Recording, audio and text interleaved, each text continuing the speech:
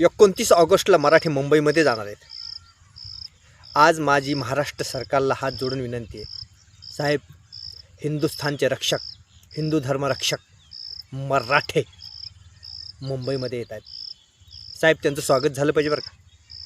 साहेब, आज सकल मराठा समाज आज त्यांच्या मागण्यासाठी मुंबईमध्ये येतो आहे. आता त्यांच्या मागण्या मान्य होतील नाही होतील हे मला माहीत नाही, मी तेवढा अभ्यासू नाही आहे साहेब, पण ते त्यांच्या काही न्याय्य मागण्यासाठी मुंबईमध्ये येत आहेत. आज महाराष्ट्र शासनातर्फे त्यांचं स्वागत झालं पाहिजे साहेब, ही आपली जबाबदारी आहे. त्यामुळं मराठे जर मुंबईमध्ये आले ना तर साहेब त्यांची काळजी घेण्याचं काम हे आपलं आहे. आपली सगळी यंत्रणा त्यावेळेस कामाला लावली पाहिजे साहेब.